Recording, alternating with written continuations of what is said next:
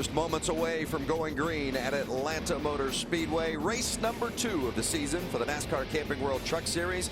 You see our Shell Rotello starting lineups at the top of the screen, led by our pole winner, Christopher Bell. First time in his career that he will start a Truck Series race from the pole. Let's take a look at our Camping World track description, Mike. Well, this place is built for speed, 1.5 miles. You see those 24-degree bankings, but Phil, the story here is the pavement.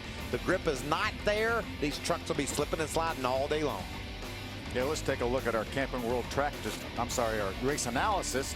See this race, 130 laps, 200 miles, 3 stages, 40, 40, and 50. This is the 16th time we've raced here, and John Hunter Nemechek went to victory lane last year. Covering pit road today, Alan Cavana and Hermie Sadler. We'll begin with Hermie. Well, thank you, Vince. Christopher Bell starts up front today, and that's not a surprise. Going fast has never been the issue for Christopher Bell. In fact, this race 1 year ago, he was running up front. He led 42 laps, had a shot to win. Then all of a sudden, things really started to unravel for the 4 of Christopher Bell. You see him coming down pit road with a tire issue, put him behind the 8 ball, comes back down pit road, overshoots his pit. You see the frustration with crew, then gets into his teammate right there on the racetrack, causes another wreck, comes back down pit road with more damage, thinks he's going on and salvage a decent finish, boom, right front tire goes, he hits the wall again. That's how quickly things can change on the racetrack. It happened a lot the first part of the season for Christopher Bell last year. Second half of the season, we saw a lot of improvement. Can he take that next step today in Cocker, Atlanta? We'll have to wait and see. Alan? John Hunter Nemechek is young, talented, and confident. And at this track, he has every right to be. As we just saw 1 year ago, he started 18th. He worked his way through the field. He survived some of those late race cautions and went on to win the race, the second of his career. I asked John Hunter about that race this weekend. He said throughout that race weekend, they struggled. They struggled in practice. They struggled in qualifying, but he still celebrated the victory 1 year ago. Compared to this year, though, he says they are leaps and bounds ahead of where they were at this point last year, so he is confident once again he can go back-to-back at Atlanta. Yeah, once you've done it once, you know you can do it again. It's a big difference maker. Let's take a look at our onboard cameras. Yeah, Cody Coughlin, the 13 truck, is coming off his best career finish last week at Atlanta. I'm sorry, at Daytona, and he finished 11th. He's in the Jegs Toyota, and he will be starting from the 16th spot. This cat was just up here in the booth with us, and now he's down there in a race truck. Chase Elliott from Dawsonville, Georgia, with the Chevrolet onboard camera rolling off 9th. Let's take a ride with our Ford onboard camera, Chase Briscoe. Michael, you talked about it. Todd said he's his favorite to win this race. Has a great starting spot. He's going to start 4th in his Cooper Standard Ford. I'm going to go way out on a limb, Phil, and I'm going to say the guy I'm hopping on board with right here is going to win this race. Kyle Busch in the number 51 Toyota onboard camera. He's 1 for 1 today, looking to sweep the festivities here in Atlanta. Well, you're right out on that thin limb, aren't you? I don't mind taking a chance, Busch. Ben. Yeah. I don't know if you know this or not, but I'm a race car driver. He hasn't won very many of these either, has he? 46? Yeah, something like that. Well, Kyle Busch will start on the outside, and his teammate, Christopher Bell, on the inside. Pole position at Atlanta Motor Speedway. The green flag waves. We're racing. Phil, can you imagine what Kyle Busch's mindset is right now? He just celebrated a win in victory lane, and now he's got to go out there and try to get the job done again. That's amazing. And he's got to make the adjustment because these trucks do not drive like those Xfinity cars. But it's going to take him about 1 corner to make that adjustment. Look at Christopher Bell. Nice start by the kid. He's able to grab the lead. 3 wide back in the pack. Well, Noah Gragson, the rookie, spinning, trying to collect it. Outside, yellow is out. Yellow is out. Watch your outside. 27's up there. And it's the 7 of Brett Moffitt tangling with Gragson. Boy, Noah Gragson, the 18-year-old rookie, was right in the middle of that 3 wide, and it was a tough spot. You know, I don't know that he might. I don't think there's much damage to any of those trucks. They all sort of just spun together after Gragson lost it. You can see, gonna have to bend some fenders out, but that doesn't look terminal for Moffitt. Remember a week ago how he started his race in Daytona? Watch this. Yeah, a little bump right there and into the outside wall to cause a big melee. That's right after they completed lap number 1 at Daytona. Tough way to start the season, and like you say, Michael, fortunately not a great deal of damage. I think they'll be able to repair that truck Marcus Richmond get him back on the racetrack? It looked like maybe he went 3 wide, and when he got to the corner, the truck ahead of him moved up a little bit. Right there in the middle, and that was the 21 of Sauter on his inside. See, these trucks just kind of all come together. Probably the biggest hit was Moffitt. And it wasn't real big, it didn't look like. It's an early yellow at Atlanta. We'll collect them and restart when we return.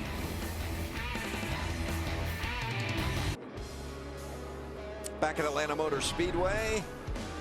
Boy, what a beautiful shot from high above. The second of 2 races today after Kyle Busch won the Xfinity Series race. Early stages of the Truck Series race and an incident on lap 1 involving one of Kyle's trucks, the 18. Hermie? Yeah, another bad start to a race for Noah Gragson. Daytona first lap, Atlanta first lap. Under the caution, crew chief Marcus Richmond speaking to his driver. All right, bud, settle down, settle down. You got to calm down, bud. Go past these guys, but you got to calm down. A couple more issues for the 18. The tires that came off were definitely flat spotted, so they cannot be reused today. Could be a tire issue. Shortage for this team later in today's race. Also, they're having a little bit of a radio issue. They came back down pit road, went inside, trying to work on the connection so they can communicate with their driver. So the nerves of this young guy are rattled, and they're down a set of tires. That's a couple of strikes. Yes. That's an aggressive move for a rookie on the first lap of the race, going 3 wide into the corner. And he just drove hard in there. And then when Johnny Sauter was a little bit higher than Gragson thought, he had to make an abrupt move, and he spun around. Back green with Kyle Busch and Christopher Bell out front. Bell in the 4, taking it to the point. That's the 19 of Austin Cindric in the blue truck right behind him. Christopher got a good push from Austin Cindric on that restart. If you're just tuning into FS1 today, we saw in the Xfinity race earlier, these guys really struggling on that outside groove on the restart. So it's going to be really important to start on the bottom, especially as the race winds down.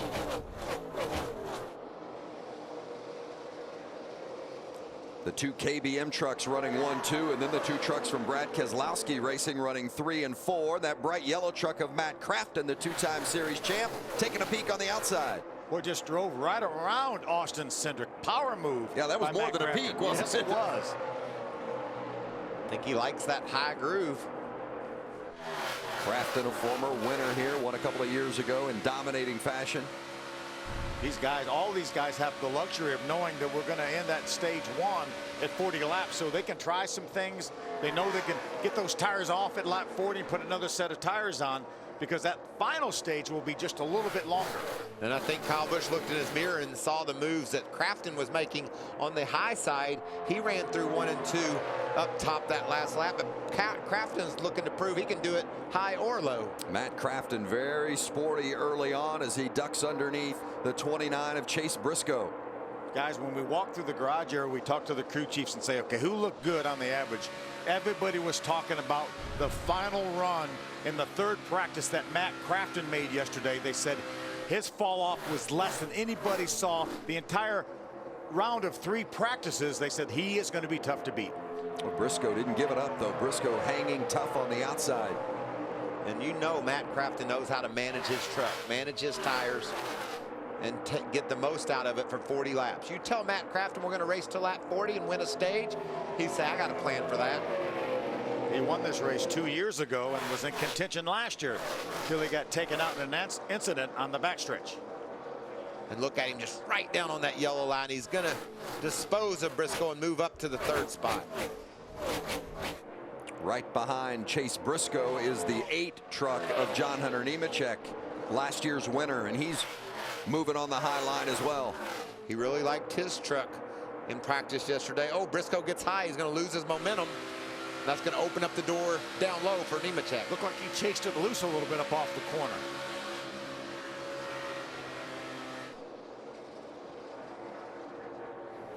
Early stages just underway here at Atlanta. We had a caution on the first lap when Noah Gragson lost control of his truck, collected Brett Moffitt.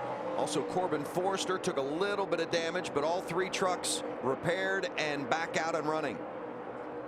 No significant damage to any of the three. And all three of those trucks stayed on the lead lap. Christopher Bell, the pole winner, out front at Atlanta.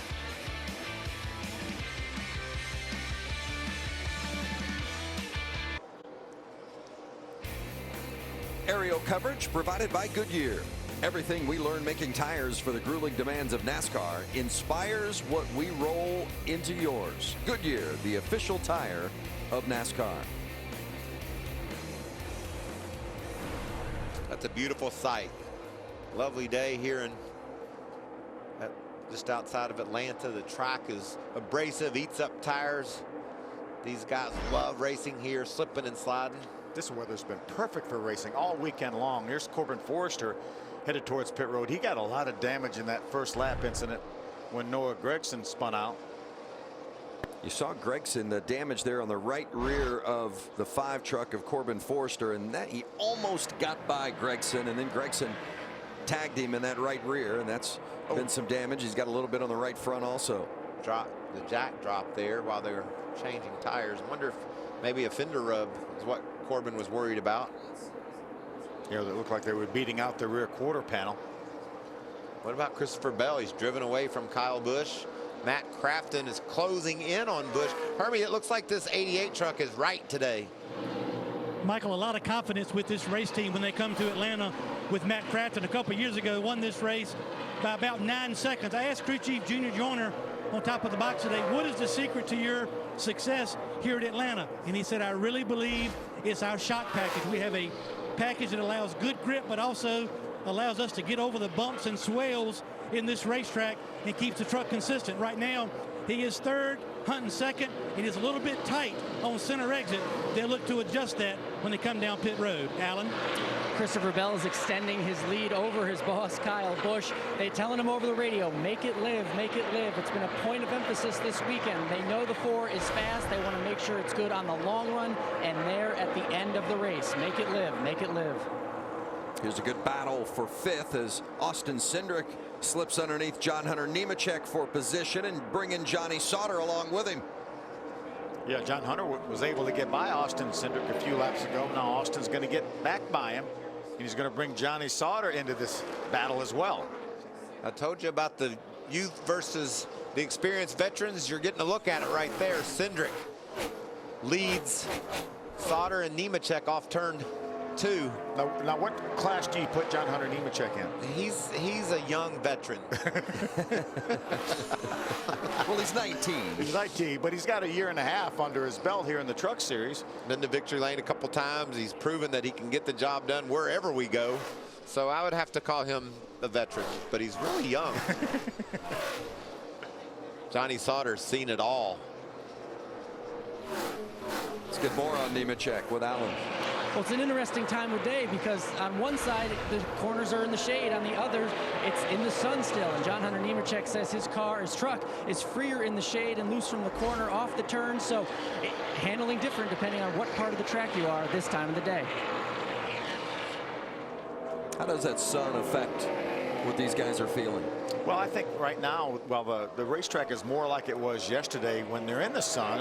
As Alan said, when this racetrack is in the shade, it actually frees up these trucks a little bit. So these trucks could really be doing something different in each end of the racetrack, as we see a great battle between Cody Coughlin, that Toyota onboard, and Kaz Grala, our winner last week in the Kiklos Chevrolet. Yeah, those guys are mixing it up. One of them's like in the high lane and the other the low side. I think the progress is going to be made probably down low, Phil, as these tires wear, especially. We really saw the Xfinity guys dedicated to the bottom and making good ground down there. So Kaz Grala is just learning every second as he goes. We talked to him yesterday. So remember, this is the first time I've ever been on a mile and a half. This is a great run early. How about from 19th up inside the top 10? That's Parker Kligerman. They had some issues at Daytona, didn't get to race, and now he's proven they got a good truck here in Atlanta. Did an outstanding job avoiding that first lap incident between Gragson and Corbin Forrester and Brett Moffitt. You see, that's Timothy Peters just ahead of Kligerman, and he's gaining ground. Notice up in the upper left-hand portion of our screen, it's stage 1, 17 laps remaining in this first stage. Stage 1, 40 laps. Stage 2, 40 laps. And the final stage, 50 laps to the checkered flag. Another truck that I like the way the lap times are looking, Phil, is the 27 of Ben Rhodes. He's been really stout throughout the early stages of the race, and I just haven't seen him fall off as much as some of the others. So talked about how fast Kligerman is. Ben could go up there and pass him. Yeah, all the crew chiefs keeping an eye on that 4 of Christopher Bell and looking at his lap times. We're on lap 24, and he still ran a 32.26. That's a little over a second off his best lap, but that's about 0.3 of a second faster right now than any other truck on the racetrack. We saw that early for Kevin Harvick in the Xfinity race. Really fast, could put 3/4 tenths on the field. But then as the race got to the later stages, his car started pushing in the turn. He couldn't get it to cut and follow that yellow line. He wound up losing the race. It'll be interesting to see, Phil, what do you think we will see? Problem. Chase Elliott in the 23. And the caution is out. Back it down. Chase running this race for GMS. They think it's fluids. I know it's not, so just run low here. He was running 11th at the time. Is that a tire I hear flopping around? Yeah, Is the that right rear. is The gone? right rear is gone on that truck. Yeah, we saw Denny Hamlin have trouble with that earlier in the other race, but he's done quite a lot of damage to that right rear fender on the Allegiant number 23. Phil, at the beginning of the broadcast, you talked about strategy and the different options as we look at the replay of the 23 of Chase Elliott. He's going to have his hands full here when that right rear tire goes. He did a great job of holding on to that truck. And then just look at fly apart there and start to do damage. But this yellow presents an opportunity if somebody really wanted to get off strategy. do you come now and then potentially set yourself up for a stage win, or do you play it close to the vest and stay out? I say no, but No. I mean, no, don't come. But Chase Elliott is going to have to put tires on, and if nobody else comes, Chase Elliott may end up winning this stage because we've seen these guys slow down from 1.25 seconds to 1.5 seconds. That may play into his hands. And if I'm Ben Rhodes and Parker Kligerman, a couple of the guys we talked about having really solid runs, fast trucks early, I think I come and take a chance, get a stage win, and then see how it all plays out from there. Because tires make that much of a difference. Without a doubt. Chase gets 2 there. I'm sure he'll come back and get the other 2. Just wanted to make sure he stayed on the lead lap. Pit road is still closed, so we'll see how this plays out the next time by. I like it, Phil. What do you think? You're wanting to stay out. I want to stay out. Well, I want tires. If I'm driving, I want tires, but I know that I only have a limited amount, and I don't want to put them on this early, even though I might guarantee myself a possible stage win. I think I want to look at the bigger picture down the road and not screw up my strategy for the second stage and not have good track position for the final stage. I just think if I'm running 12th, 15th back in there, I want to take a chance. I want to be a part of this story, drive up toward the front and try to get a win in the first stage. You know, the sun is so bright here today, and you see Chase Elliott, a lot of the drivers starting to go with this visor on the helmet, right? Yeah, there's all kinds of different thought processes on how to fight the sun. Some people wear tear-offs with a clear shield, so then the sun's gone, they got a better view. You can see Chase has a visor over his. Oh, no. That's not a good sign for Parker Kligerman. He had raced his way all the way up inside the top 10 from a 19th starting position, and now. Is the alternator switch up? Yes. I'm dead in the water. That's a shame. Yeah, just Okay, just flip the. Just a really fast truck early. So let's see, is anybody going to be a taker here in the strategy game on pit road? Doesn't look like it. Phil, you suggested everyone would stay out. Michael, you said, no, I'd maybe consider coming in. We're going to get at least one taker. That's the 13 of Cody Coughlin. Bringing a couple of more toward the tail end of the field with him. We'll go back to green racing when we come back. The leader is Christopher Bell.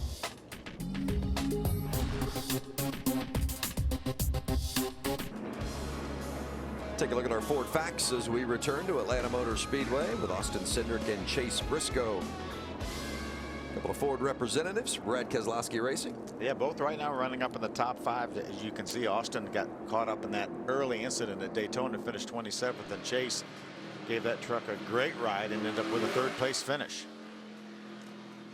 You know, we talk about how good these kids are and how fast they seem to pick it up, but they get a lot of direction, a lot of help. Kyle Busch mentors Christopher Bell and tries to make him understand that there's a bigger picture that he needs to look at with every move. Same thing with the crew chief, Rudy Fugle, in his ear, giving him all the information he needs in order to make the right decisions. This is the reason, you know, when you got a 12-lap segment, you know, it's going to be a 10-lap shootout to the end of the segment. It's the reason that you got to really pay attention to saving your stuff when you get a 3-4 second lead, you know, so then we got enough stuff to go win a segment or do the best we can in a segment. So that's why I keep preaching that to you. And Phil, that's awesome. He's saying, okay, when we get out there, I know you're a kid. You're young. You want to go 100%. I need you about 90% once you get the lead. Save those tires. Alan. Yeah, no problems for Christopher Bell. He says he's getting a little tight with some of the tire wear, but his quote was, I feel good. I feel really, really good. Hermie? Alan wanted to update the 18 of Noah Gregson came back down pit road. They replaced the radio inside the truck and the push to talk button on his truck. Also, it's interesting to note, NASCAR did give the 18 another set of tires, so he's back on par with his competitors. And you see he is also penalized for speeding on pit road there, so Yeah, not that not many a trucks major came to pit road, I was going to so say not a not a major huge penalty exactly. at the tail end. Pace truck is off.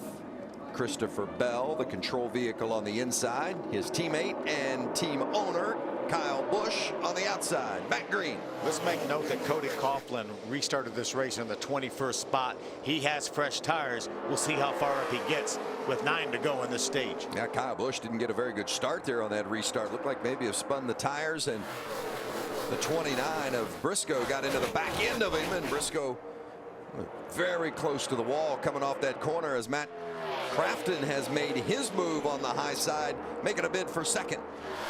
Remember, these guys are battling for this stage win. Matt Crafton, Christopher Bell, they want that valuable playoff point and regular season points. They're hammered down right now. And how about young Austin Cindric there running 3rd? Look at right side of your screen. Watch the 29 of Chase Briscoe. Going to try to get outside of Johnny Sauter. Might have touched the wall just a little bit. Ever so gently, and look what's happening. There you go. 1 inside. Go get him up there, buddy. Just had Keep coming. Keep coming. Keep coming. You okay? Phil, he just had such a great run. He wanted to take advantage of it, and Johnny shut the door on him. Final laps of the first stage, 8 to go here in stage 1. There's the 88 of Matt Crafton in second, being pursued by Kyle Busch. Looking to the inside. Austin Cindric running in 4th in that blue 19 truck for Brad Keselowski Racing. Good corner for Matt on the outside that time. A great start to this race by Cindric. We talked about the young guns who are going to be challenging all year long for wins.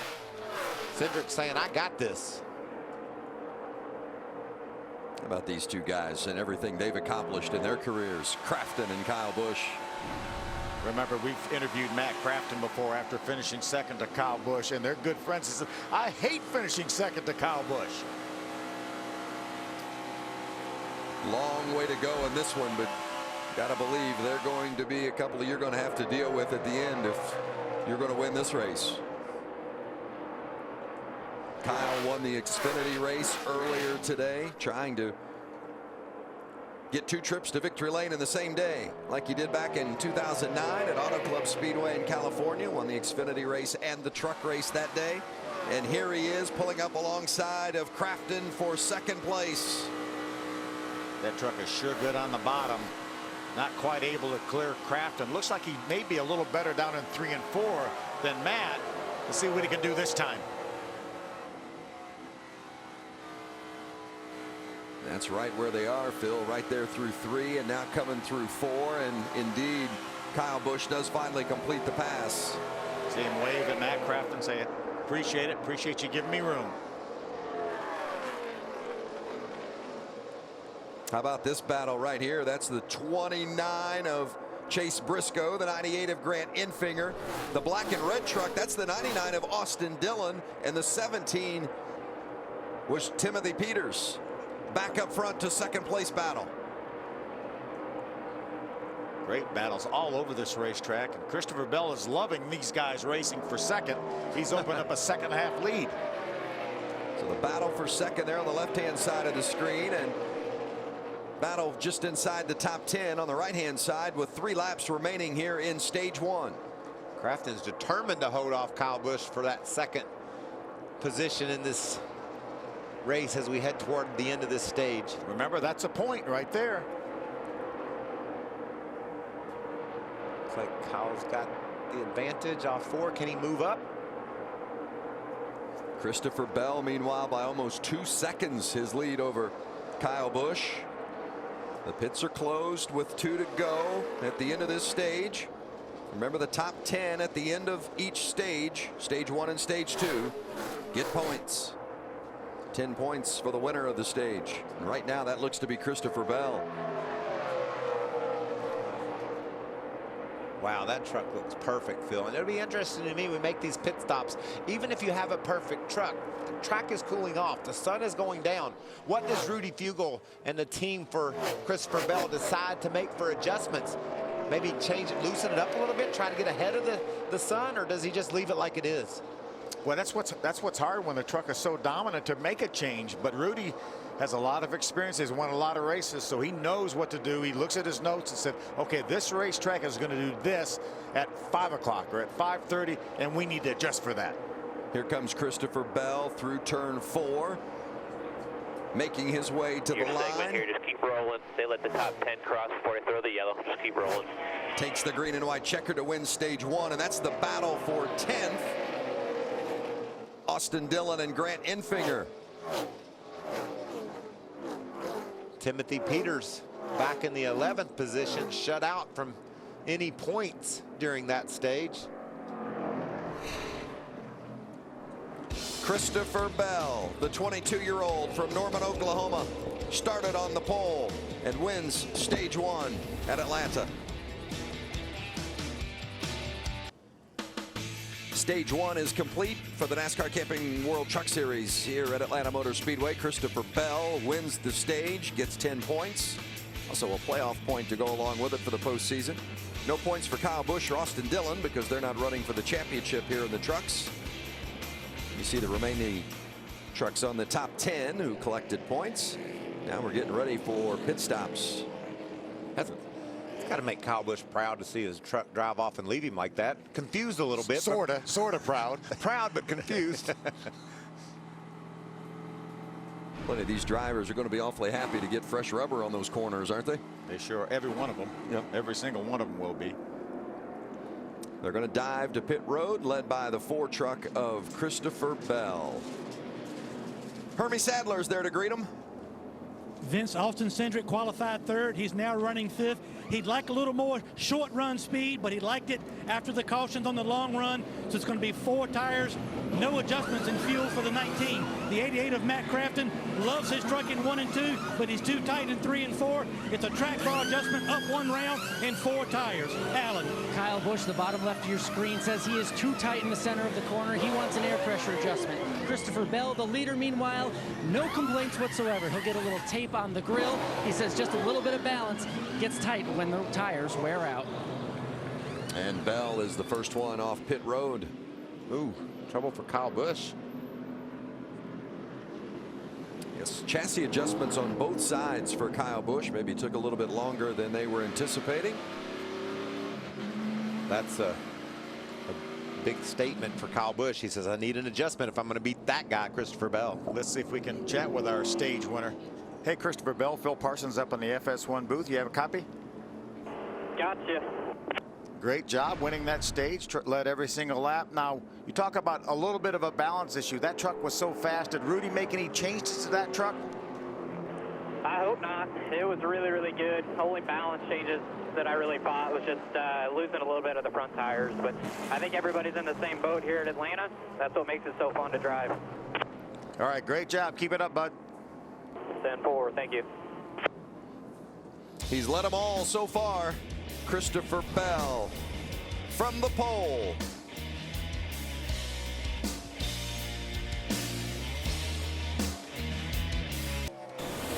Tomorrow on Fox, the Monster Energy NASCAR Cup Series hits high gear here in Atlanta. Can Kevin Harvick get some sweet redemption in the Peach State after watching Jimmy Johnson grab last year's checkered flag?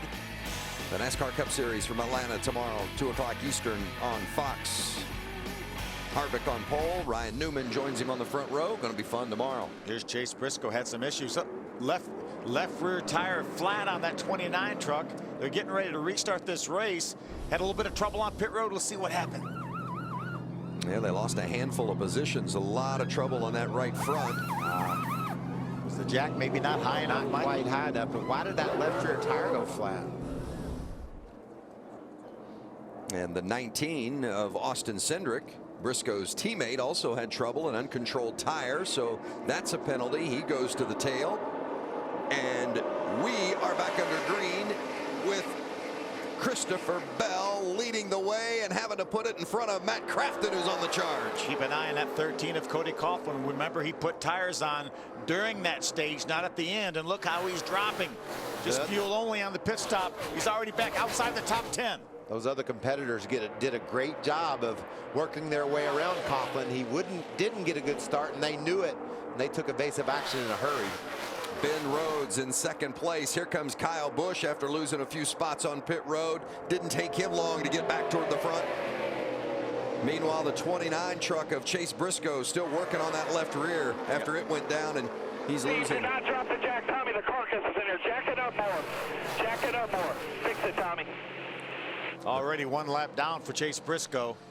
That'll end any chance he has of winning this race. Mike Hillman Jr., the crew chief there. Good look. Be at least 2 laps down with the field coming off turn 4.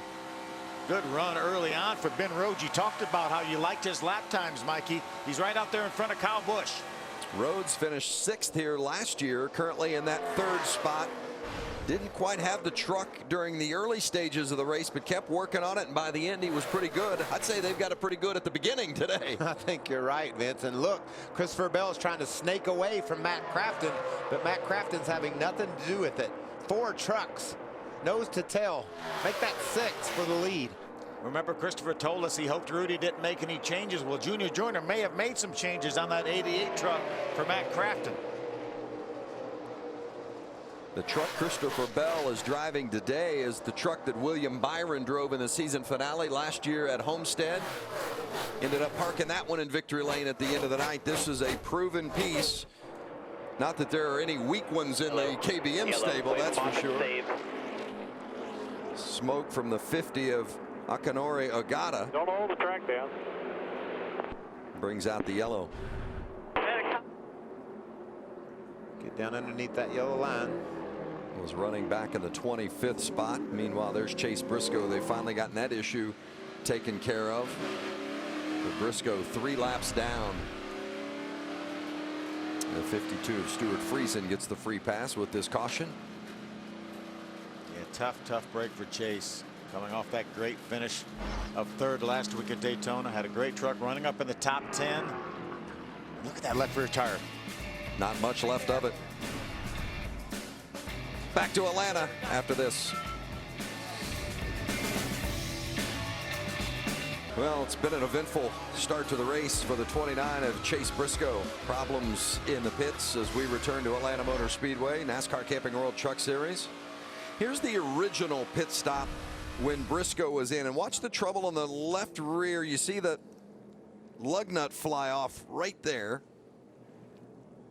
I just wonder if maybe they had a little bit of trouble and the pit stop was going long.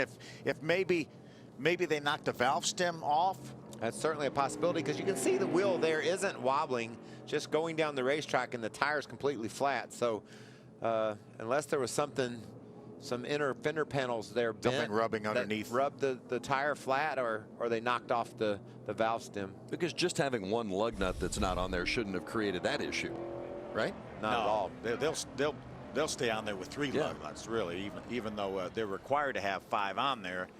If they only got 3, it would certainly have made it back around the racetrack, back to pit road. How about Austin Cindric, Hermie? Boy, Vince, these last round of pit stops tough for Brad Keselowski Racing. The 19 of Austin Cindric came down pit road in 5th. He is now outside of the top 20. The reason, an uncontrolled tire on their pit stop. You can see right now the pit work going on the 19. They go around to the left side, and you see the tire bounce off of pit road right there and uncontrolled out of his pit box. So therefore the penalty for the 19. Alan.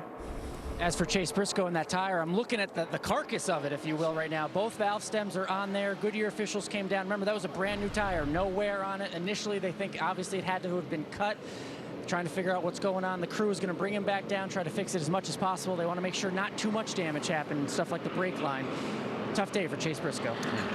Finds himself 3 laps down after those problems, Alan. So that's, you're right. A guy that Todd Bodine said could win this race, and I think, Phil, you and I agree he's going to win this year at some point, and had a fast truck in practice here in Atlanta. Yeah, sure did. Tough break. We're in Hampton, Georgia, just outside Atlanta, and it is a beautiful day. It almost looks a little foggy from that picture, but it hasn't been that way at all today. Hardly a cloud in the sky at all. The sun has been shining bright. Maybe that's a problem for Johnny Sauter. All the momentum and moves are made down here in 1 and 2.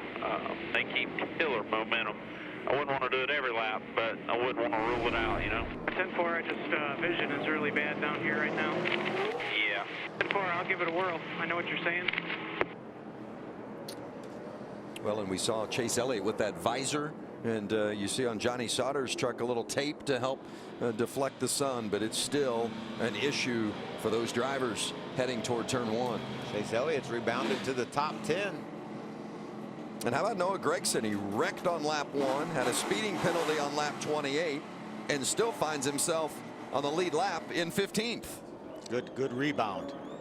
Matt Crafton on the outside, Christopher Bell inside, back underway at Atlanta.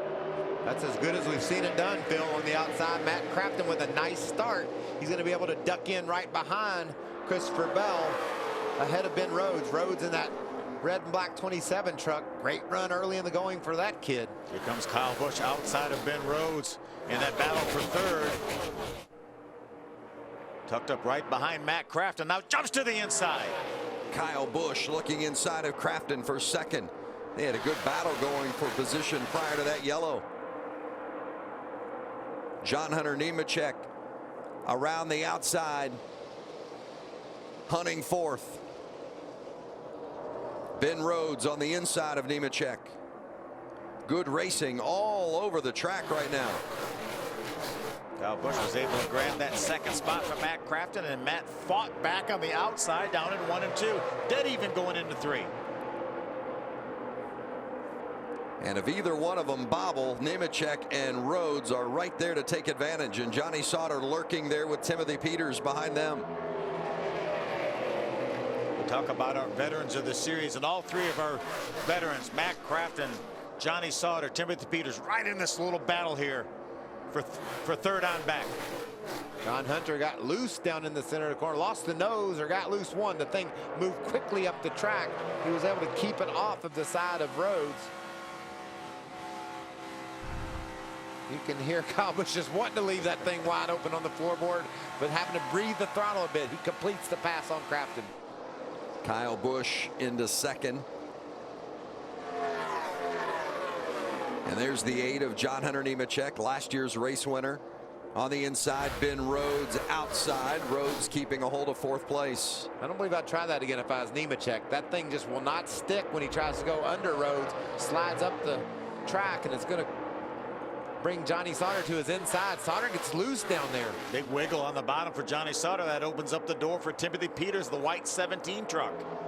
And that's the 23 of Chase Elliott you're on board with now. Taking a look at Peters on the inside and Sauter right in front of him.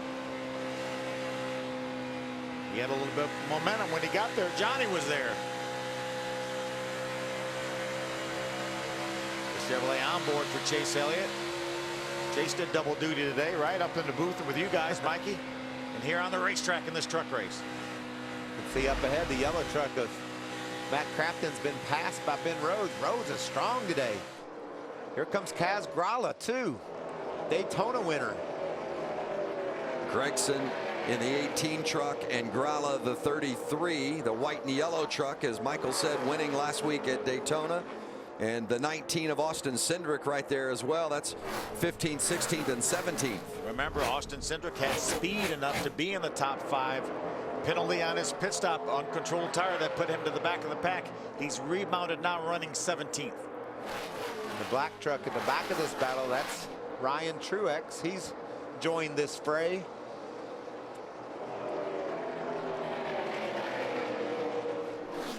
A lot of changes in that team for this year. Scott Zipadelli on board as crew chief. Mike Gricci, team manager. A lot of new people, good, strong people for that organization. Shiggy Hattori, the team owner there, as you see now the 21 of Sauter trying to hold off Peters. Peters on the move. That's for 6th, Hermie. Timothy Peters told me before this race this weekend that Red Horse Racing built him a brand new truck from the ground up. They put a lot of money, time, and resources into the mile-and-a-half program to come to Atlanta. He was a little bit tight on that first run, 4 tires and a track bar adjustment, and Timothy Peters is making his way to the front. A little bit of a concern for the 88 of Matt Crafton. His last pit stop, they raised the track bar to help a tight condition with that truck. Now he's a little bit too loose. He wants the track bar to come back down and maybe put some wedge in the left rear on the next stop, but the 88 too loose right now. Boy, Matt Crafton, typically so good here, led the most laps last year in this race, led 76 laps, but got involved in a late accident, ended up 30th. Not indicative of the kind of quality of truck he had. As you look now at the 66 of Ross Chastain making the move right there around the top 10. He's running 11th. Yeah, good run for Ross Chastain. You see unsponsored truck there, number 66. Has Grant Enfinger, the 98, right behind him, as well as Brett Moffitt, who was involved in that first lap incident. Good rebound for Brett. We've seen a lot of guys rebound today, Phil. Brett's up there. Chase Elliott from a flat tire to an 8th place running position right now. Chastain ran the Xfinity Series race earlier today, finished 25th, having a good run at it in the Truck Series race as well. Some are having problems. For others, it's a smoother day. More to come from Atlanta. 62 laps to go in this one. But remember, stay tuned for the eBay post-race show immediately following the checkered flag. We'll celebrate the winners. Well, I guess there'll be just one winner, but there will be others surely that will be happy with the way their day shook out. And then in the race, you know, there's always those that aren't too happy with the way it shook out. So far on laps 69, there's one happy young man right there, Christopher Bell. What an amazing run he's had. He's led every single lap. And he's consistently, Mikey, the fastest truck on the racetrack each and every lap. Yeah, that time he was 4/10 clear of the field. That's unheard of. This team has really put together a special ride for Christopher Bell, and he's taken advantage of it. Remember last year he was really competitive here, had some issues, but liked this track from the first time he saw it, and that's really showing up today. Had a couple of right front tire issues last year. One ultimately ending his day in the late stages of that race when he was leading. Put him into the wall, and he felt like he had a sure victory up until that point. Remember, Rudy told him to manage your stuff when you're out front like this. He's got almost a 4-second lead right now and still running the fastest laps of anybody on the racetrack. But he's probably going to come back to Rudy and say, I am taking it easy, Rudy. Yeah, but you can't just. Rudy said, I want some tires in case there's a late restart, and I'm sure they're going to be battling back and forth about that decision. Well, I'll tell you what, Alan, it's been an impressive run for Ben Rhodes so far today. It has. A happy driver is a fast driver, and that explains why Ben Rhodes has moved from 15th to 3rd place. Just a small adjustment on that last pit stop. Nothing to write home about because he likes the truck exactly where it is. We also mentioned Parker Kligerman before, the troubles he was having. He is out of this race. Still unclear exactly what the cause was. They were looking at an electrical issue, and also at a fuel leak possibly. Whatever it was, they are out of the race. Hermie? Well, Alan, Kaz Gralla told me in Victory Lane at Daytona last week how relieved he was to get that win because he knew he had some tough racetracks coming up. Today is his first ever race on a 1.5-mile racetrack, and it's been a learning experience for the 33, currently 17th on the racetrack. His truck has been tight. They've been working on it. He's been trying to move around, find some different lines on the racetrack. He's been too tight up on the middle to top side of the racetrack. So as you can see, he's trying to paint the yellow line a little bit closer to try to make that truck turn just a little bit better. But what a great advantage it is for Kaz Grella, right? I mean, the first time, as Hermie said, the first time he's ever been on a mile and a half, but he's afforded some learning curve because he won last week at Daytona and secures his spot to the playoffs. Yeah, this is going to help him. We have 9 mile-and-a-half races, probably none any more difficult and challenging than this place. But he's just going to be better for it, doing a nice job, keeping his nose clean, staying up in the lead lap here, staying up in the top 20. Give Jerry Baxter another opportunity here at the end of this next stage to work on that truck a little bit. Less than 10 to go in this second stage. You see Christopher Bell up there on the leader scoreboard, was the winner of stage 1. In fact, Bell has been in front every lap so far, 74 of them. Regan Smith racing along with Austin Cindric. These trucks are inside the top 15. Just ahead of them, it's Grant Enfinger. So a lot of folks trying to figure out what kind of adjustment they want to make to get more competitive in our final stage. How about Regan Smith with a 6th place finish at Daytona last week for Ricky Benton? Here's the battle for 4th. John Hunter Nemechek in position with Timothy Peters stalking. Oh man, what a save from John Hunter Nemechek. That one about got away from him. The only one that was more excited about that than you, Vince, was Timothy Peters. He thought he was getting ready to have a lap full of John Hunter Nemechek. He said, good save, John Hunter. Let me get on out of here, buddy, before you crash that thing. We talked about Timothy Peters' truck being brand spanking new, and it's a little bit of a different departure for them, too. Talked to both he and his crew chief, Chad Kendrick, this morning. I said, how were you yesterday? He said, well, we weren't very good, but we made a lot of changes. Let's take a look at John Hunter here. When we say loose, this is what we mean. Like that truck all but steps out from underneath John Hunter Nemechek. Watch it from this angle and watch how far that rear end comes slinging out right there. Wow. And that's pretty busy inside that truck as well. He controlled it though somehow, didn't he, Alan? Oh, he did, and it's funny because just before that he said he had not been free at all on this run. In fact, he thought he was a little snug, but he also added the track is changing, maybe changing a little faster than he anticipated. Yeah, I was curious about that, Phil. Sometimes when it cools down, trucks will get looser because they put so much emphasis on how these front ends stick to the road. They start sticking better when the track cools down, and the back won't hang with it. So it'll be interesting to see, especially with our leader, Christopher Bell. We got to really think about how this goes down. He's been so dominant leading every lap, but when we have the end of this stage, which is going to happen in 2 laps, what does Rudy Fugle do? What adjustment does he make? Yes, several of the crew chiefs said that the racetrack in that 3rd practice session was later on yesterday afternoon, that the track did free up as we see Christopher. Oh, John Hunter Nemechek, we got into the fence. Come on down if you can. Come on down. Come on down. Right front. Got my wall. Well, we saw him make a couple of great saves. You heard him say it, killed. Oh, then the right front tire just blew out there. Still green. He's rolled back 2. Got my wall with the right front. So tough for John Hunter Nemechek, and this is the final lap of stage 2 as Nemechek limps back and Christopher Bell is strolling, about to clinch his 2nd consecutive stage and his 80th straight lap in front of this field. He's doing anything but limping, isn't he, Vince? Man. It has been a dominating performance from Christopher Bell so far here today at Atlanta. Yeah, it took a while for 2nd place runner Kyle Busch to get to the start finish line. 8 seconds behind Christopher Bell. Well, look at the damage there on the right hand side of that 8 truck of John Hunter Nemechek, and he'll go on the crash clock, as we call it, the 5-minute clock for vehicle repair.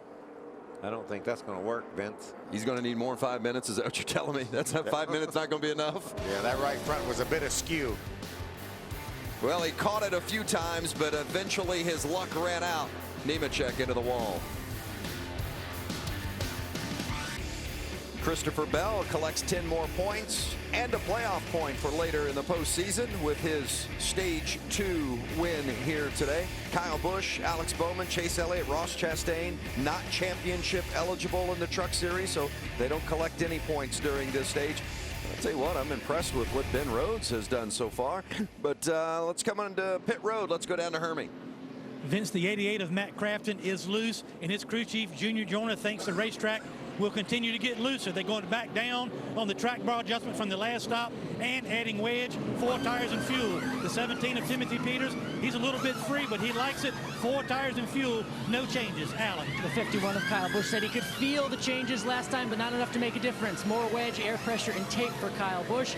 For Christopher Bell, he says everything's still really good. They just want to keep up with the track. A touch free on the coming off the 2, but nothing to complain about. Small adjustment for the 4. Going to be a close race off pit road, and it's going to be won by the 51 of Kyle Busch. Big pickup by Johnny Sauter. Gained 3 spots. Team did an amazing job. I mean, these teams are so even with the talented men that hop over the wall and change those tires. Let's see what Ben Rhodes has been up to. Hey, Ben Rhodes, it's Michael Walter up in the FS1 booth. Do you copy? Yes, because it's spinning so bad. 10-4. Waltrip, he's talking to you. Hey, it's Waltrip. I was talking to you. How you doing, buddy? You're having a great run from 15th up to 4th now. You got something for these guys? Man, I sure hope so. We made a good stop there. I think we got the right adjustments in the truck now. The track changed a lot in that last run, so you know, I'm really hoping that it'll go in our favor, or keep going in our favor. Christopher Bell's just so quick. We have a fast hunter here. We just got to see if we can finish it off. Busch is smart on the restarts. We got to get smart like him. It comes with experience, bud. You're doing a great job. Make Kentucky proud. Go get them. Thank you. I appreciate it. Christopher Bell's led all the laps so far, but we're going to have a new leader when we restart. Kyle Busch out front. Those M&M fans, they love it.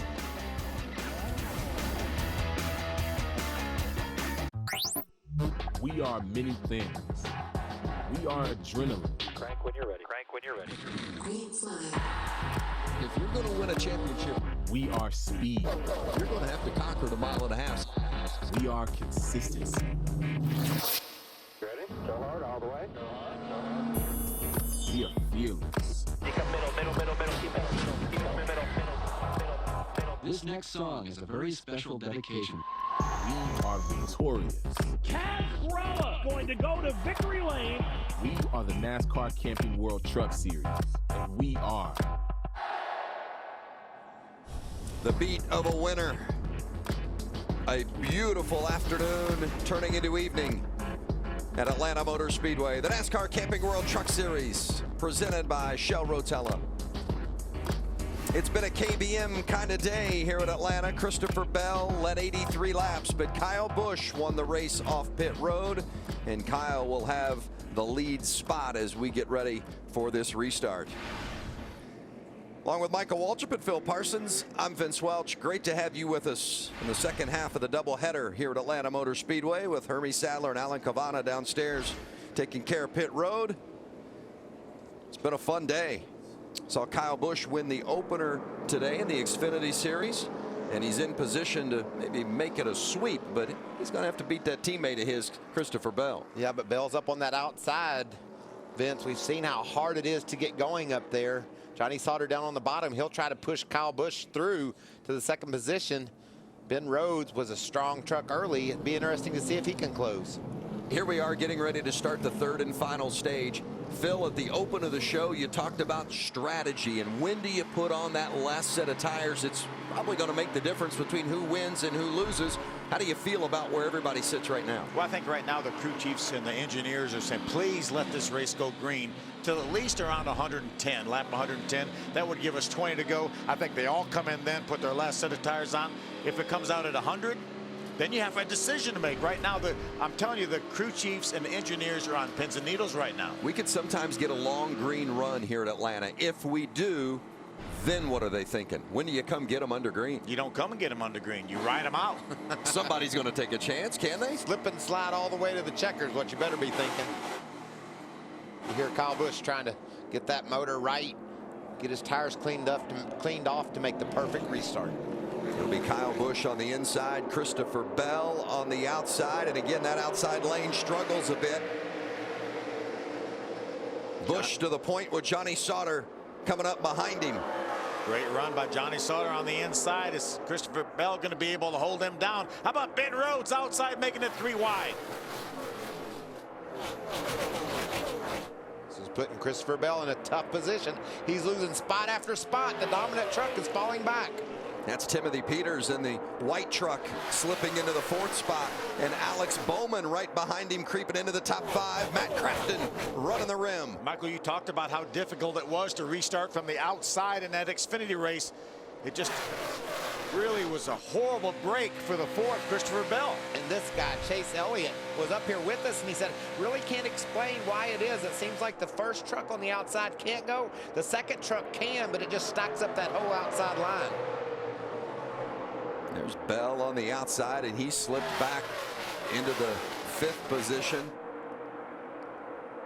Now's when Rudy Fugle gets on the radio and said, hey, we have the best truck. Just calm down. Just take your time. We've got a long way to go here. Just pick them off one at a time. Chase Elliott's starting to make some noise. We saw him have a flat tire earlier, lost all his track position, and now he's gaining it back, racing up inside the top 10, moving to the outside of Timothy Peters. Now, but Austin Cindric, remember that penalty at the end of stage 2. Now he's up in the top 6. There's Regan Smith in the 92 truck. Man, this has been a great race. We've had some comers and goers. We've seen a little bit of everything today. And now the dominant truck of Christopher Bell led every lap until that pit stop, finds himself back in the 5th spot. That truck has had clean air this entire race, Michael. This is the first time that he's ever had anything in front of him. And they're going to handle differently, Phil. When you get back in that traffic, they just feel different. Ben Rhodes starting to put the pressure on Kyle Busch for the lead. You heard Rhodes say, we think we know the adjustment we want. We think we can make this truck better. Last year's winner, John Hunter Nemechek, out of the race and out of the care center. Allen is there. And he's doing okay, but last year's winner, you had reported that the truck was a bit tight, and then we saw you get loose twice, ultimately hit the wall. What happened? Yeah, we just blew it right front there. I hate it for all my guys, all of our sponsors that help us out get to the racetrack. We're having a great run.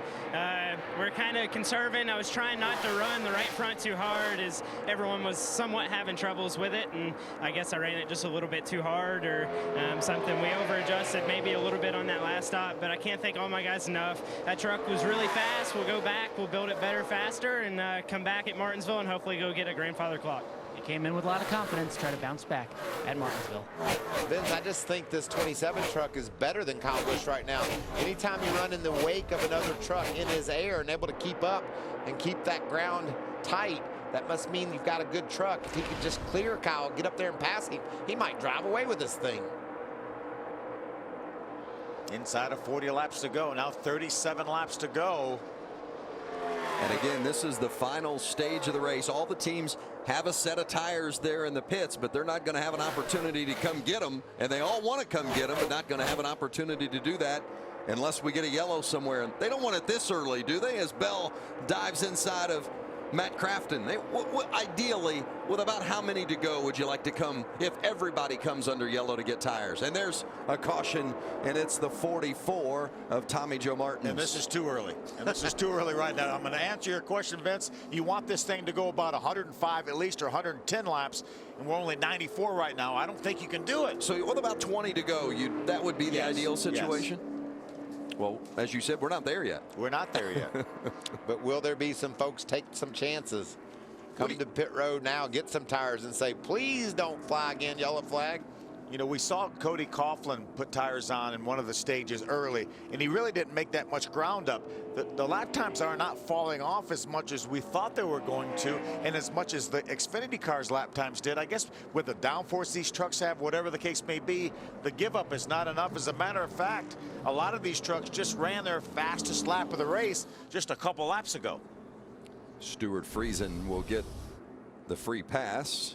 Whoa, Tommy Joe has her go around. Kept it out of the wall, kept it down off the racetrack.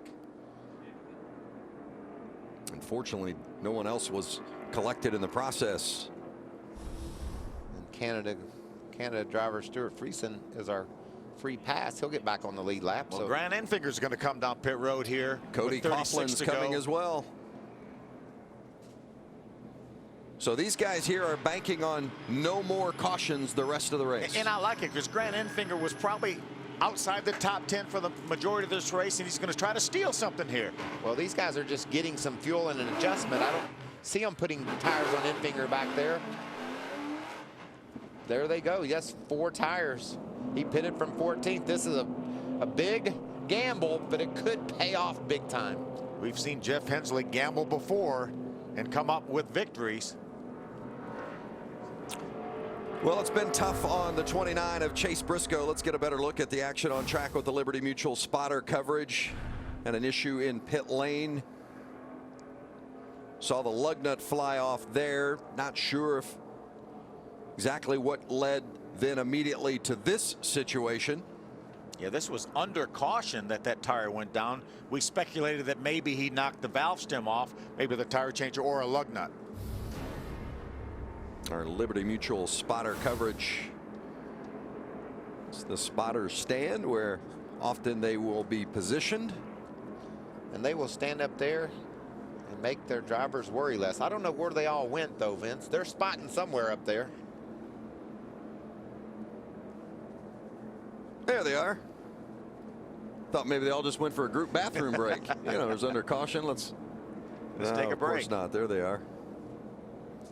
The eyes that so many of these drivers count on throughout the course of this race. You know, and a spotter's job has changed over the years. Used to, they just stand up there and tell you where there's a wreck. And now they're basically driver coaches. They're able to look, they have the experience, the knowledge to look and see what lines the other competitors are running, and they tell their driver what lines and what grooves maybe they could try, and they also help them work in and out of traffic. So they've really evolved, and they've become a big part of the driver, crew chief, spotter relationship. Well, it's been a fun race today. Although we've only had a couple of leaders, we've had action all over the track as we look at our Shell Rotella race summary. See our leader Kyle Busch got that lead on pit road. Christopher Bell, his teammate, had led every single lap prior to that. Check in with Hermie. Joe Shear Jr. is the crew chief for Johnny Sauter. 34 to go. You and all the leaders stayed on the racetrack. When would a caution have to come out for you to consider coming down pit road and get your last set of tires? I think at 5 to go, we'll still come down and put tires on if we have to. How about your truck so far today and your thoughts on this next restart? It's a little bit free. We've been chasing it all day, and we've been playing with the sun and stuff like that, so we're chasing it still. That's Joe Shear. He's the crew chief for Johnny Sauter. Alan? Kyle Busch's crew chief, Kevin Mannion. Kevin, how you doing on fuel and your tire situation as we get toward the end of the race? You have the lead now. Well, everyone has one more set, I believe, or at least the top 10 guys do, you know, and then fuel with this caution, it for surely helps us. We're pretty much good on fuel, so one more set of tires. We thought just 6 or 7 green was too soon to come, so this should be a good race at the end. Good on fuel, good on tires, and Kyle Busch behind the wheel. Bono Mannion is the crew chief and Kyle Busch as the driver. That's unfair. I mean, isn't it? It's a pretty good combination, man. That's for sure. That's good stuff, Vince. That's a lot of experience, a lot of knowledge, and a lot of talent. Wow. This is a bit of a tough break for Ben Rhodes. We saw Ben just hounding Kyle Busch. Now he's going to be stuck on that outside lane for the restart. Christopher Bell on the outside again, and we saw him fall all the way outside the top 5 before he could get going again. This restart could be key for Johnny Sauter. Can Sauter sneak in there and get around Kyle Busch since he's down on the bottom like Busch?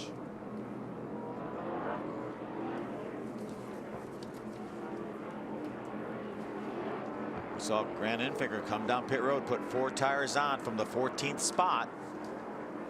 Aerial coverage today provided by Goodyear. Everything we learn making tires for the grueling demands of NASCAR inspires what we roll into yours. It's Goodyear, the official tire of NASCAR. What a great view from high up above Atlanta Motor Speedway. You see him 2 wide as we prepare for the restart. The pace truck will peel off. It's Kyle Busch on the inside, Ben Rhodes on the outside. As Michael said, that outside has not been the spot to restart today. We'll see if Rhodes can get a good jump. And he does, and he gets a terrible start. Look at that inside line. Maybe the worst one of the day, stacking them all up. That puts him 3 wide, looks maybe even 4 wide for a moment. Wow. Alex Bowman, the 24, way outside. That's Bowman, that black truck with the yellow trim. What about the way Kaz Grala closed last week? Now he's pushing his way inside the top 10. He likes the late stages. Matt Crafton took advantage of this restart. Jumps up to second place behind Kyle Busch. Christopher Bell just got back by Timothy Peters to take over the 5th spot. And no surprise that Chase Elliott is coming into the picture to maybe make a run. He is in 4th on board with Elliott as he tries to move on Johnny Sauter. And Ben Rhodes just drove around the outside of Christopher Bell. Good move, though, by Ben Rhodes, the 27. Cuts to the bottom, and now he's going to make a run on Sauter. This 27 truck is hot today.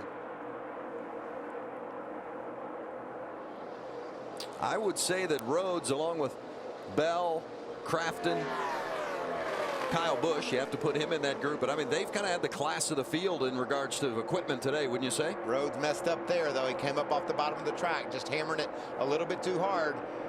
We need the 20-year-old to show some patience. I know it's getting late in the race, but you can't make a mistake. Once you get side by side in these trucks, you have a tendency to get really loose. He just needs to be patiently aggressive. And if you slip these tires, it really damages them. On board with Johnny Sauter, looking at the back end at Christopher Bell.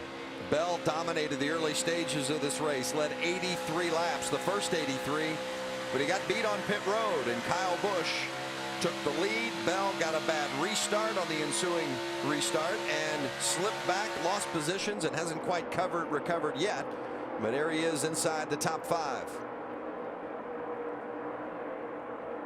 It's Chase Elliott right behind him in that blue 23. You know, and that move right there, Phil, you know how important it was for him to clear Chase? That could be the difference between him getting up there and challenging for the win or not. You get stuck side by side, you just lose so much ground. See, as it is right now, he's almost 2 seconds behind our leader, Kyle Busch.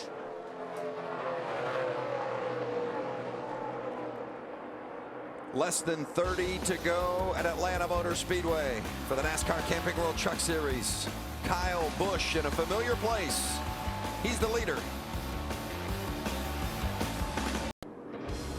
Under caution at Atlanta Motor Speedway. NASCAR Camping World Truck Series. 25 laps remaining in this race, and that's why we're under caution. The 12 of Jordan Anderson got into the wall with a little help. Yeah, he got tangled up with Corbin Forrester exiting turn 4. That thing hit the infield grass field and about flipped over. Here's what happened. What's the 2 black trucks left side of your screen? Corbin gets into the left rear quarter panel of Jordan, sends him into the grass. Corbin gets into the outside wall, but watch what damage this grass does to this truck. Oh, wow. Look how violent that is. Parts and pieces went everywhere. I don't know if maybe Jordan got a little bit loose coming off and Forrester didn't judge it properly. You're going to have to use more fuel to finish. Yeah. The wreck truck, Mike. Looked like Forrester lost the front end of that truck. Maybe he was chasing it, and that's how he got into Jordan. How about the camera work our men and women do? I mean, the pictures from Daytona were simply amazing when Crafton's truck flipped over like it was in a tornado, and then the grass and parts and pieces flying there for Anderson. That's just great shots. It's getting dark out here. The racetrack could be changing. Now the crew chiefs have to make that decision. Showing 24 laps to go right now. We know we won't restart for another 4 or 5 laps, so there'll be about a 20-lap shootout. Do we stop now? Yes. I think so, too. I've been trying to get you to let me have tires for 20 laps. I want them now. There's Junior Joyner. He's thinking about it, but there's going to be somebody that's going to take the gamble that there's going to be a caution even later. They should. And then come back, right? They should take the gamble. You remember what Joe Shear Jr. said? We'll take them with 5 to go if we can get that opportunity. So you might see someone take a chance, and wow, what a difference it could make if a truck stays out and puts you on the outside instead of the inside on the restart. Could take away your chance to win the race. And the team that's maybe more likely to take that gamble that there will be a late yellow come is one that maybe he's not going to win the race otherwise, right? Yeah, exactly.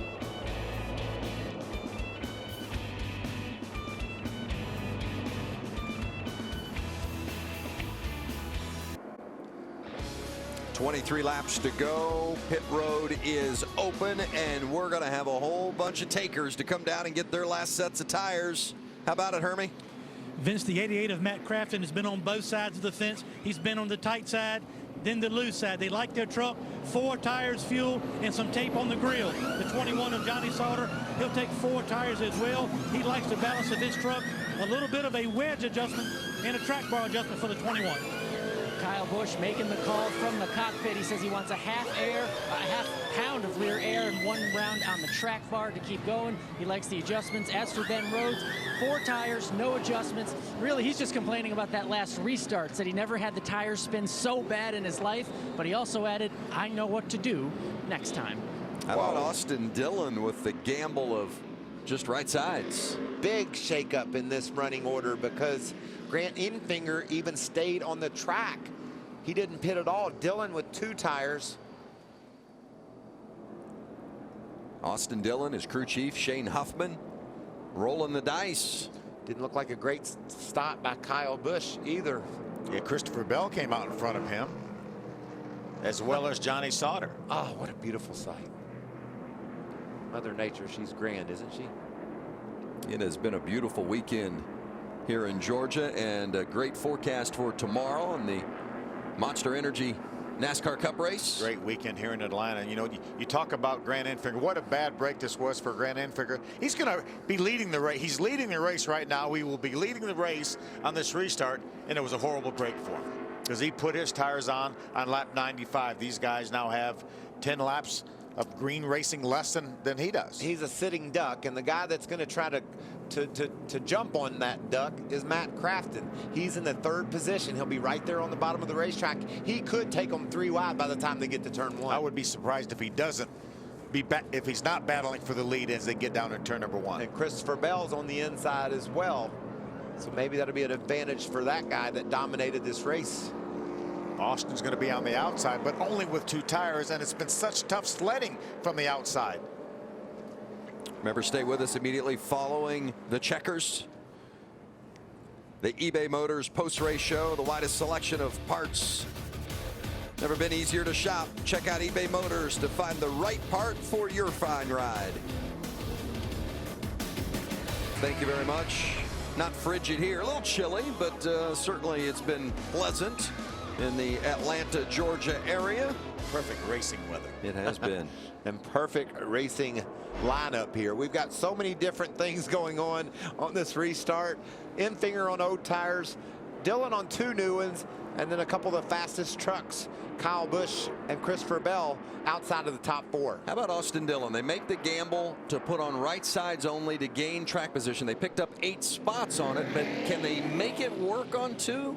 We haven't seen evidence of that yet, Vince, but we'll see. I know worth the gamble? I mean, certainly considering where they were running. Exactly. They hadn't been really a threat all day long. Austin Dillon has the experience to get the job done in that truck, so it'll be interesting to watch. The restart will be key for Austin. If he does like Ben Rhodes did on the last one and spins his tires, he's going to be in trouble. He's got new right sides, so he actually has a little bit better tires than does our inside truck, Grant Enfinger. Yeah, Enfinger, he put those tires on 40 laps ago. On the restart, Enfinger on the inside, Austin Dillon on the outside. And here comes Matt Crafton in that bright yellow 88, getting inside of Enfinger and going to the front. Look at Kyle Busch down through the middle. Oh, he loses the front end, slow up into the outside wall. Kaz Grala was behind him and made some contact as well. Definitely into the wall was the 51 of Kyle Busch. I think his right front tire went down when he got down to the corner. Still green. Matt Crafton at the point with Christopher Bell chasing, and there's Ben Rhodes moving into 3rd. That's a very stout 27 truck Rhodes has. Can he get up there and mix it up with our 2 leaders? Austin Dillon's back outside of the top 5, but he's still hanging in there on the high side. Look at Johnny Sauter go up through the middle. As Austin to his outside, he's going to be able to clear Austin now. Christopher Bell lurking in 2nd. He's had a dominating truck, certainly in the early stages of the race. Led 83 laps, trying to make the pass for the lead on Matt Crafton. Look at Matt fight back on the inside. Battle for the lead here with 16 to go.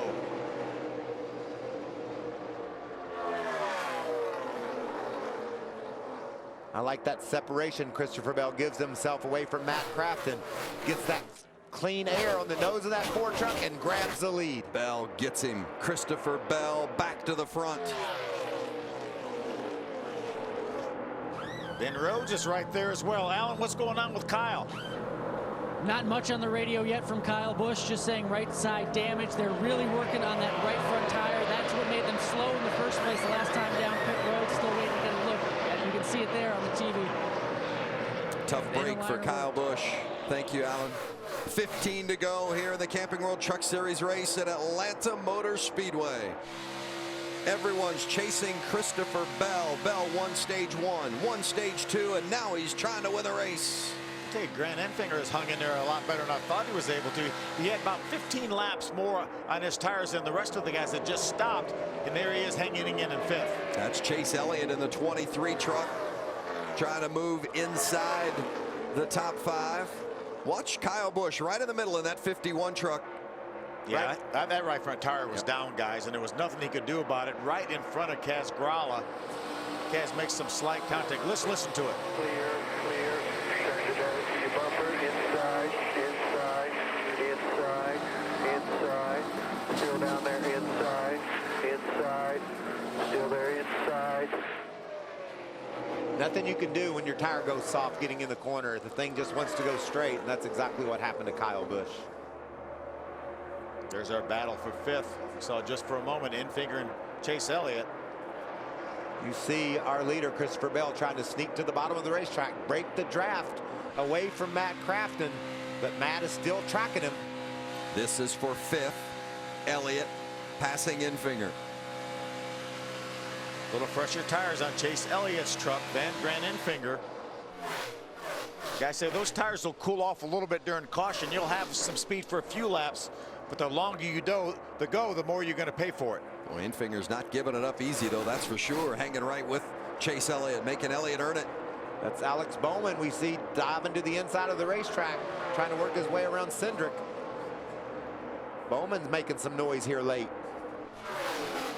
Bowman and Chase Elliott are teammates at GMS Racing. I think Bowman got Chase loose there when he got up on the back end of him. Bowman might have the best truck of the 3, but just can't get around the other 2 in front of him. Fanning out a bit. That's Enfinger in the 98, Chase Elliott in the blue 23, and Alex Bowman in the black and yellow 24. Bowman inside, making the move for 5th. That was wild looking, wasn't it? Got a good draft off turn 2 and pushed Enfinger, then drove right around him.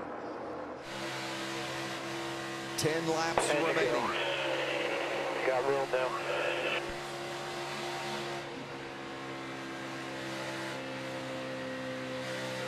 On board with Elliott.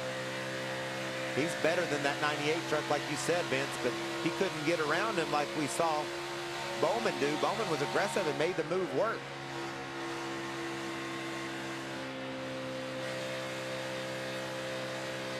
Well, they really have to manipulate that throttle, don't they, to keep these tires underneath them. They do that, Phil, and also they got to try to get that nose in some clean air.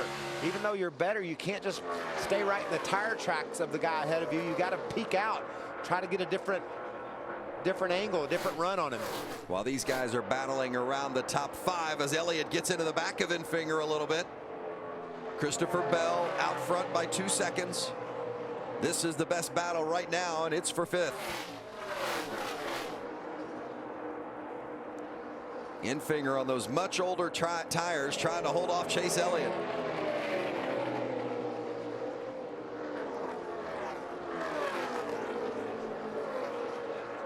Doing a great job, too. You're right, Vince. Those tires are worn, and Enfinger's showing that he's up for the fight. Austin Cindric's closing in on that battle as well. Water tip just turned red at 230. It'll live at 230. Still, when it turns red, makes the driver a little nervous, doesn't it? Anytime he sees a red light flashing. Yeah, remember William Byron last fall at Phoenix. When the water temperature gauge turned red, and 6-8 laps after that, it blew up, cost him a chance to race for the championship.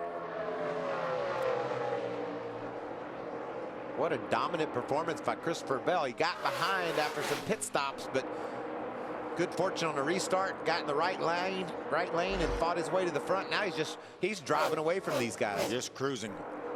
A couple of Thorsport teammates, Matt Crafton in the bright yellow 88 and the 27 of Ben Rhodes, second and third. And there's Austin Cindric spinning. Yellow. And a yellow is out. You're stay clear right there. Clear. You didn't hit anything. You okay?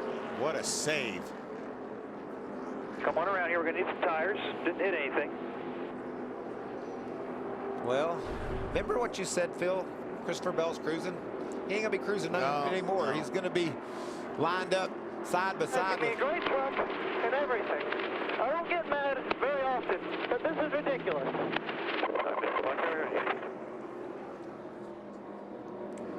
Frustration. See that left front tire down. That's from a result of the spin. Here's what happened. Enfinger and Cindric. Just a little bit of light contact, just enough. That just shows you how fast these guys are going and how on the edge of control they are. The air almost spun him around. Yeah, I think so. Yeah, there was no contact there for sure. Looked like maybe Austin felt like he was going to get into Grant and had to turn the wheel away from him a little bit. Watch this. Watch it again. I mean, that's just crazy. Cindric was running in the 8th position. Crazy good pictures, though, man. That just shows you the details of what it's like to drive one of these pickup trucks at 180 miles an hour. Unfortunately, they don't have good tires to put on it when he comes to pit road. That would be a difference maker. Less than 5 to go when we return.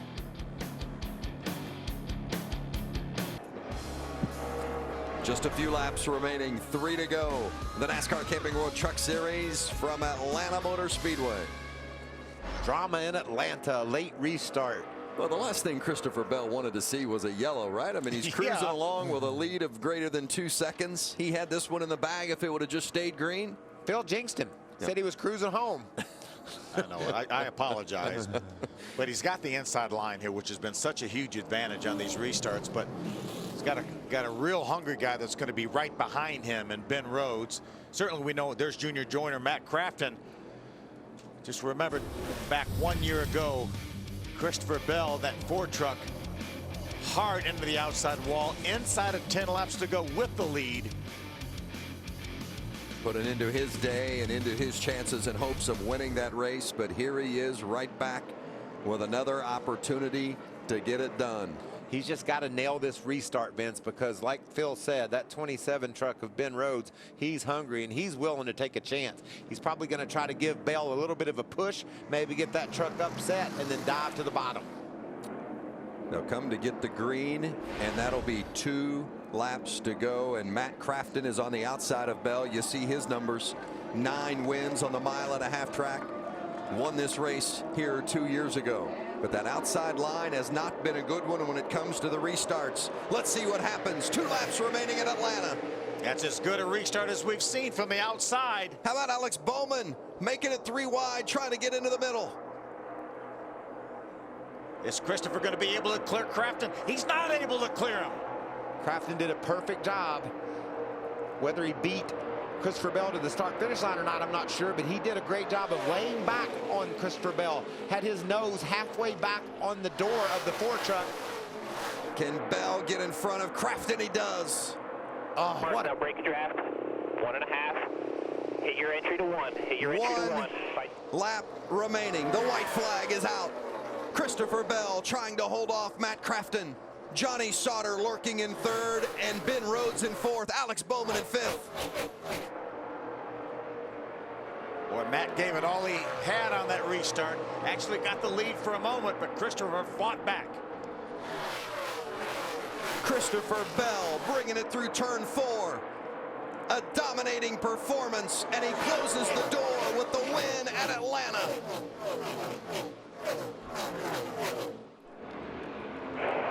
How you doing that right there? Way to drive that thing. Thank you. Thanks, Tony. Thanks, the crew. Thank you, guys.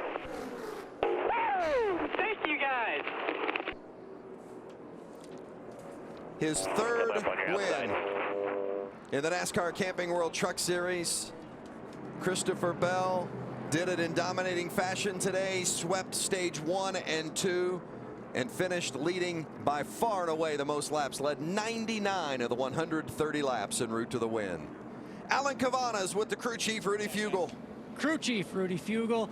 Throughout the race, you kept telling him, make it live, make it live. What impressed you most about your driver today? He's a little bit different. You know, 1 year of experience, and went from just going all out all the time, and now he's thinking about it. You know, he's using his brain. So he did an awesome job. This team's awesome. Everybody at KBM is awesome. JBL, Toyota's amazing. You know, just really, really happy. I'm staying with my wife and kids at home, and be home soon. Good luck. The Ford truck is going to have a good year. Thank you. Congratulations to Rudy Fugle and driver. That might be an understatement, huh? It's going to have a good year. Yeah. Here's where it all comes down to the restart. Crafton got as good a restart from the outside as we've seen all day. He used every bit of his experience on this restart. Did an outstanding job. The only guy all day long that could even stay with him on the restart. Fought him all, got down there to his quarter panel. Christopher was not able to clear him on exit of 2. Matt fought back down the backstretch, but Christopher beat him through 3 and 4. I think that just goes to show how good that Ford truck was today. It looked like Crafton might have had the edge on the outside, but Bell closed the door and took it to the house. He's the winner at Atlanta.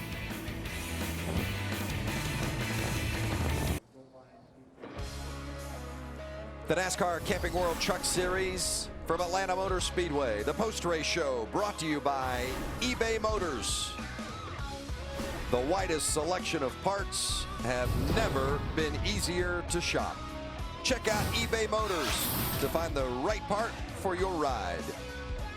Find it, add it, get it fast. ebay.com/autosports. The man, Christopher Bell, the 22-year-old from Oklahoma, set off the fireworks with a dominating performance and a thrilling finish. He's in victory lane with Alan Cavana. Career win number 3 for Christopher Bell. It didn't come easy.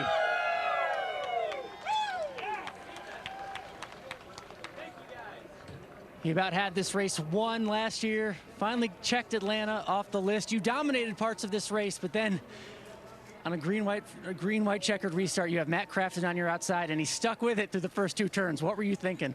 I was just trying to do everything I could to make sure I got a good restart, and I didn't get my momentum broke. These truck races are really tough to get restarts going because it's so aero dependent, and you can get all sorts of momentum, or you can get all sorts of momentum taken away from you. And I think that happened to me there in the middle section of the race. But Rudy and the guys, they did an awesome job preparing this thing. It was really fast all weekend. Man, it was just a dream machine. It was really, really good. He had to wait longer than he wanted to, but Christopher Bell wins at Atlanta.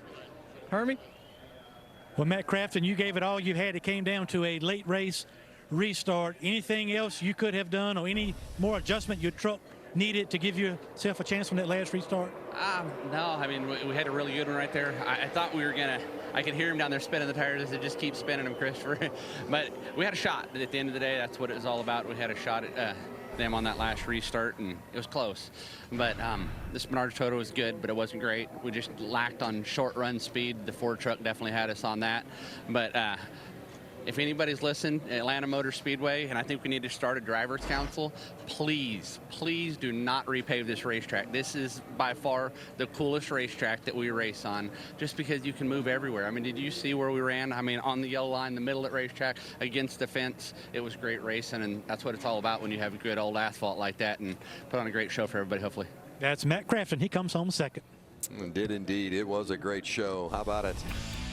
Well, this is what the point standings look like unofficially. It's a long way to go. We've got 23 races in the season, and we've just run 2. Christopher Bell and Kaz Gralla, the 2 race winners so far. And the 2 races have been fantastic. We've seen some great action, great racing. I love that we had 4 of our regulars finish in the top 4 positions. Chase Elliott, the first Cup driver to finish in the 5th spot. A little bit of a break for us here in the Truck Series before we return, and it's going to be a big one at Martinsville on the 1st of April on Fox. 3 p.m. Mark the calendar. Oh, it was a fun day here at Atlanta Motor Speedway. For Alan Cavana, Hermie Sadler, Michael Waltrip, Phil Parsons, I'm Vince Welch. Thanks for joining us. Congratulations to Christopher Bell, the winner at Atlanta.